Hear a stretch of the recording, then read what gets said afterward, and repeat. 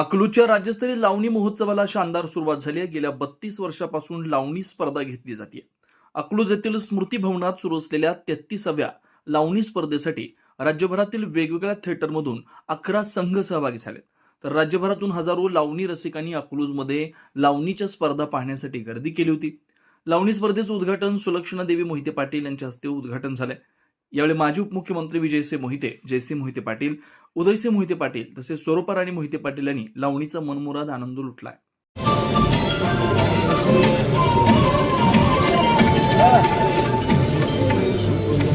मान्यवर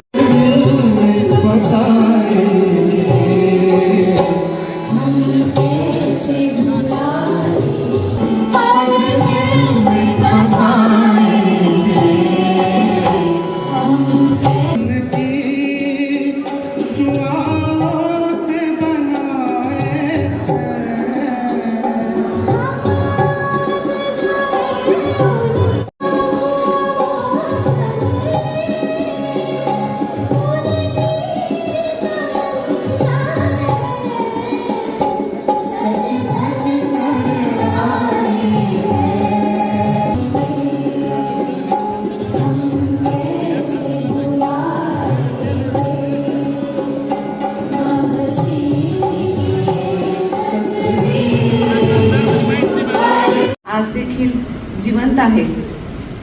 त्यांच्या स्मृतीस प्रथम मी विनम्र अभिवादन करते. आज आपल्याला सर्वांना प्रोत्साहन आशीर्वाद देण्यासाठी आपले महाराष्ट्राचे लाडके नेतृत्व सन्माननीय विजयसिंह शंकररावजी मोहिते पाटील उर्फ मोठे दादा आज आपल्या सर्वांमध्ये इथं उपस्थित आहेत. तसंच ज्यांच्या कल्पनेतून, ज्यांच्या सामर्थ्यातून आणि ज्यांच्या आशीर्वादातून ही लावणी स्पर्धा 1993 साली सुरू झाली आणि आपण जर पाहिलं 25 वर्षानंतर थोडासा आपण विश्रांती घेतली आणि सन्माननीय बाळदादा आणि सन्माननीय मदनदादांच्या 75वी निमित्त पुन्हा आपण ती लावणी स्पर्धा सुरू केली. लावणी ह्या कलाला वरदहस्त असलेले सन्माननीय बाळदादा, इथं उपस्थित असलेले कृषी उत्पन्न बाजार समितीचे सभापती सन्माननीय मदनदादा, आजच्या कार्यक्रमाचे उद्घाटक सन्माननीय मा सुमित्रा दिदी, चिरंजीव सयाजीराजे, मंचावर उपस्थित असलेले सर्व सन्माननीय कलाकार, सर्व पालखी प्रमुख, इथं उपस्थित असलेले सर्व सन्माननीय रसिक प्रेक्षक बंधू आणि भगिनींनो, गुरुदेवो महेश्वर गुरु साक्षात् परब्रह्म तस्मै श्री गुरुवे नमः.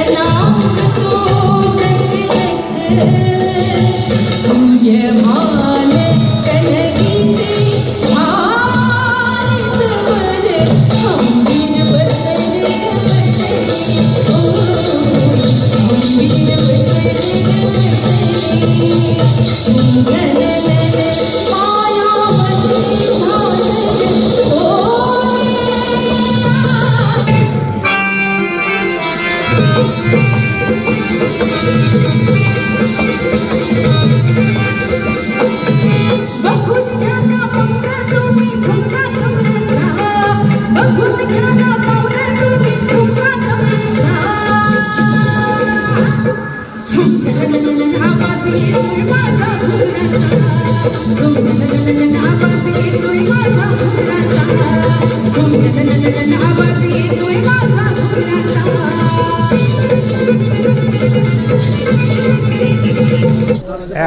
एक मिनिट आहे, मी मुलाखत देतो. खरी माझी मुलाखत घेण्याच्या ऐवजी ह्या कलाकारांची मुलाखत घ्यायला पाहिजे. कारण या स्पर्धेमध्ये सहभागी व्हायला फार मोठं कष्ट करावं लागतं. आम्ही ह्या लावणी स्पर्धेच्या वतीनं फक्त दीड लाख रुपये मानधन देतो. पण ह्या कलाकारांना 5 ते 6 लाख रुपये खर्च, महिना 2 महिने त्यांना सराव करावा लागतो. आता ह्या वर्षी आत्ताच आपण लावणी पाहिली पार्टी, ही पहिल्यांदाच पार्टी आलेली आहे. मग पण मला नाही वाटत की ती कुठं कमी पडली. अत्यंत उत्कृष्टपणे काम त्यांनी केलेलं आहे. आणि हे काम करत असतील तर ह्याला ज्या भाग होऊन घेणाऱ्या कलाकारांना चांगलं असं मानधन मिळालं पाहिजे.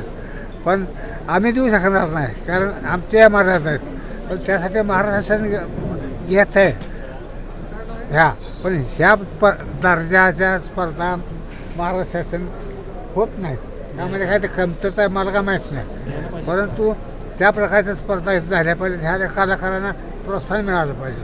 निश्चितपणे आत्ताची पार्टी झाली त्या पार्टीला मी धन्यवाद देणार आहे. पहिल्या वेळेसच येऊन देखील त्याने अत्यंत दर्जेदार असे कार्यक्रम केलेले आहे. ह्या लावणी टिकवणं अवघड आहे. आज आपण जर पाहिलं तर ह्या आमच्याकडं जवळजवळ 22 पार्ट्याची नोंद होती. पण 22 पार्ट्यांना आम्ही प्रवेश देऊ शकत नव्हतो. कारण एका पार्टीला फार मोठा खर्च होतो. जो मी मागा सांगितलं पार्टीला 5-6 लाख खर्च येतो. आमचाही खर्च तेवढाच होतो. आज ह्या पार्टीचं म्हटलं तर ह्या स्पर्धा भरवायचं म्हटलं 50 लाख रुपये ह्या जयंती सामान समितीला खर्च येतो. आणि जमतात की ते 25 लाख. म्हणजे 25 लाख रुपये हे स्वतःच्या फंडातून खर्च करावं लागतं. या पद्धतीनं ह्याला महाराष्ट्र शासनाला अनुदान द्यायला पाहिजे. आता महाराष्ट्र शासन बरोबर होतं. पण हे नवीन कलाकार आहेत, त्या नवीन कलाकारांना संधी दिली पाहिजे. आणि विशेषतः मी टी व्हीवाल्यांना ह्यांना धन्यवाद देणार आहे की आपल्यामुळं ही लावणीची जे आहे हे आज 2 कोटीपेक्षा जास्त लोकांनी हे लावणी पाहिले यूट्यूबवर. आणि आज आपण पाहिलं की ह्या लावणीचं जीवन ठेवायचं असेल तर ह्या कलाकारांना तुम्ही प्रोत्साहन दिलं पाहिजे. आज कुठल्या एखादा पिक्चरमधला आहेत ती कलाकार मोठे आहेत, पण हे लहान लहान कलाकारांना देखील संधी मिळणं गरजेचं आहे. लावणी म्हणजे शृंगार असं, लावणी म्हणजे शृंगार असं लोकांचा बऱ्याच जणांचा समज आहे. पण शेवटची लावणी जी सादर केली काय वाटलं नक्की? कारण की एक आहे की पहिला सुरुवातीला सांगतो, थोडासा वेळ घेतो तुमचा, की 30 वर्षापूर्वी हा लावणी स्पर्धा घ्यायचा आम्ही ठरवलं. आम्ही मित्र म्हणून. पण आम्हाला भीती वाटत होती की आम्हाला परवानगी मिळेल का नाही. पण आम्ही ठरवलं की शंकरराव मोहिते पाटील चाकारमर्सी हे महाराष्ट्र राज्य तमाशा परिषदेचे अध्यक्ष होते. आणि त्यांनी त्यांच्या काळामध्ये तमाशातल्या कलाकारांच्या मुलांना शाळा निर्माण करून दिल्या, आणखी सोयी करून दिल्या. आणि आम्हाला ही तिथे स्पर्धा तर भरवायची होती. म्हणून आम्ही आमच्या आई त्यांना तशी रत्नप्रभा मोहिते पाटील ह्यांना भेटलो आणि त्यांना सांगितलं असं असं आमचा उपक्रम आहे, चालू करू का? ते म्हणजे बिनधास्त चालू कर. आणि त्यांच्या आशीर्वादामुळे ह्या लावणी स्पर्धा सुरू झाली. आज आम्ही पाहिलं की आज माझ्या मंडळीच्या हस्ते उद्घाटन केलं, आपण या स्पर्धेचं उद्घाटन केलं. त्याचा मागचा उद्देशच आहे की ह्या स्पर्धेकडे पाहत असताना वेगळ्या पद्धतीनं पाहिलं पाहिजे. मला एक किस्सा सांगतो तुम्हाला मी, की पट्टेबापुरा पुरस्कार हा मला मिळाला होता 10 वर्षापूर्वी. त्यावेळेस त्या पुरस्काराच्या वेळेस दिलीप सोपल साहेब, त्याचप्रमाणे आसामचे राज्यपाल पाटील साहेब, असे शिवरकर साहेब, असे मोठे मोठे वक्ते होते. आणि त्याने अत्यंत हालून सोडवलं होतं ते सभागृहात. मला भाषण करता येत नाही. माझे मित्र सगळे भिजले होते, आता दादा काय बोलणार. पण मला माहीत होतं त्या भाषणामध्ये सुखवर साहेब म्हणले पडला पडून तमाशा बघितला. त्याचप्रमाणे हां पाटील साहेब खासदार साहेब म्हणजे मी आजोबाबरोबर होता माझ्या बघितला तो मुद्दा मी माझा घेतला. मी पट्टीबापुराबद्दल थोडंसं बोललो आणि सांगितलं की लावणी स्पर्धेचं उद्घाटन आईच्या हस्ते करणारा मी पट्टा आहे. त्याचप्रमाणे बायकोच्या मांडीला मांडी लावून मी लावणी तमाशा पाहतो. त्यानंतर अख्खं थिएटर उठून उभं राहिलं. त्यामध्ये कुठलाही उद्देश शुद्ध असेल तर त्याला निश्चितपणे प्रतिसाद मिळतो. आमचा उद्देश हा शुद्ध आहे. आम्ही पाहतो इथं आमच्या इथं स्पर्धेमध्ये दुसऱ्या भागात कलाकार आहेत.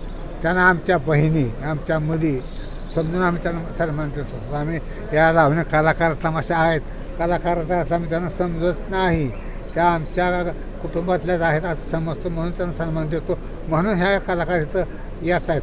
ह्या वर्षी 22 संघाने मागणी केली होती पण आमचं बजेट आले हे सगळं बघून आम्ही फक्त आणि कलाकारांसुद्धा फार मोठा खर्च येतो. 5-6 लाख किती खर्च येतो? 4च्या पुढे 4-5 लाख खर्च येतो. म्हणजे एवढा खर्च करून ते येतात. पण एक आहे की त्यांचा इथं सवय झालेला थिएटर त्यांचा माघारी घ्यायचा चांगला झाला होता. त्यांना चांगला परंपरा आहे आवडीत चालू आहे. काय वाटते नक्की? समाधान आहे आणि आपण एक सक्षम व्यासपीठ कलाकारांना देण्याचा एक छोटासा प्रयत्न करत आहोत.